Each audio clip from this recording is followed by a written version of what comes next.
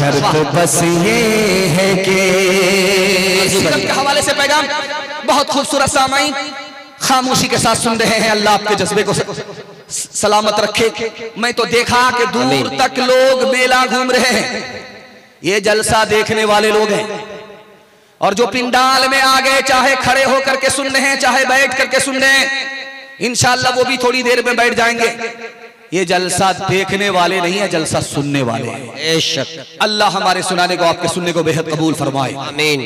हाथ उठा करके वादा कीजिए कि नबी की सुन्नत को ढूंढ ढूंढ करके जिंदा करेंगे इंशाअल्लाह। बीवी से पूछ करके दाढ़ी रखेंगे, हाथ उठाइए इंशाअल्लाह। खैर माशाअल्लाह, बहुत मुश्किल काम होगा। पादरी के पास मुसलमान आया तो पादरी बोला, करे तुम्हारी दाढ़ी उम्र में बड़ी है या तुम उम्र में बड़े हो? तो मुसलमान बोला कि आप भी अजीब पागल आदमी, आप भी अजीब पागल आदमी हैं। पहले मैं पैदा हुआ हूं, उसके बाद मेरी दाढ़ी पैदा हुई, अब बताइए कि बड़ा कौन होगा? मैं उम्र में बड़ा हूं, उम्र में मेरी दाढ़ी छोटी है।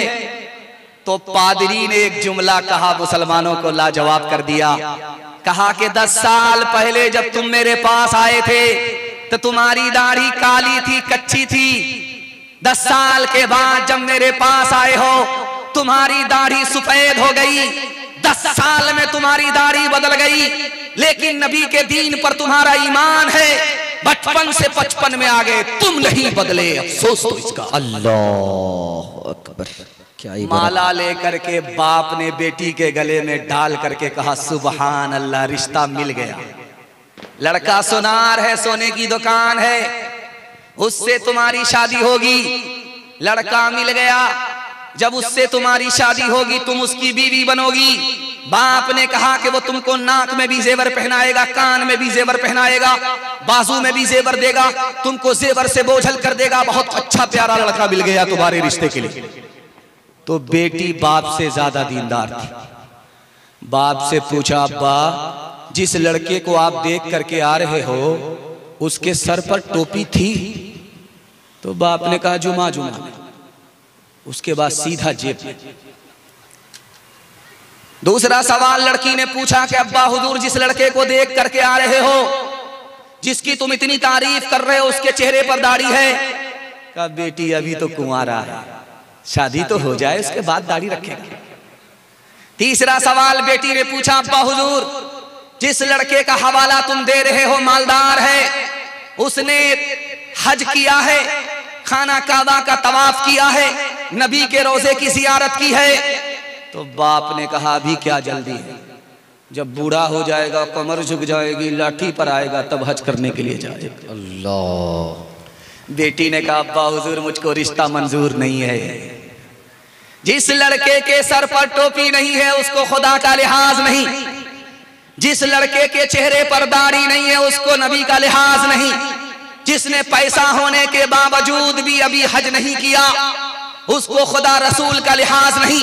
उससे अगर तुम मेरी शादी कर दोगे, मैं उसकी बीवी बन गई, तो वो मेरा भी लिहाज नहीं करेगा। अब्बा मुझको सोना नहीं, नबी की सुन्नत चाहिए। सुभान अल्लाह, सुभान अल्लाह, सुभान अल्लाह।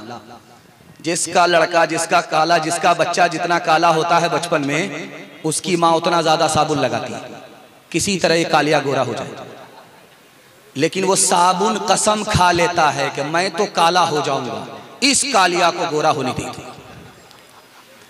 आसमान से ही ठप्पा पड़ा है, दरवाजे पर दस्तक हुई, बेटी का बाप खोलने के लिए गया तो देखा कि काला जवान खड़ा है, होंठ मोटे मोटे हैं और कोयले की तरह काला है, खड़ा है, जवान है।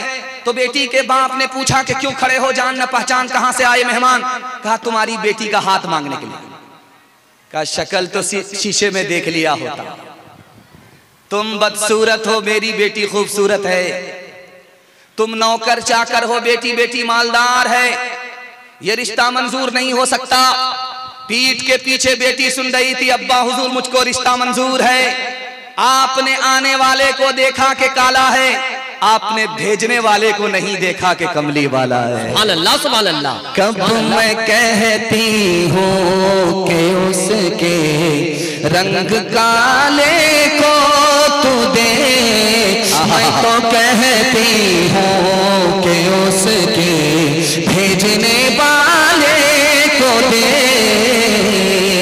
मैंने माना है वो काला हुस्न में भी मांग है, भेजने वाला तो लेकिन चौधरी का चांद है।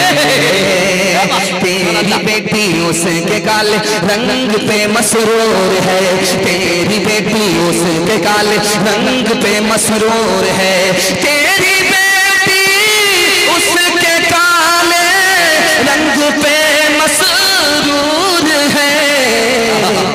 काली कमली वाले की मर्जी मुझे मंजूर है।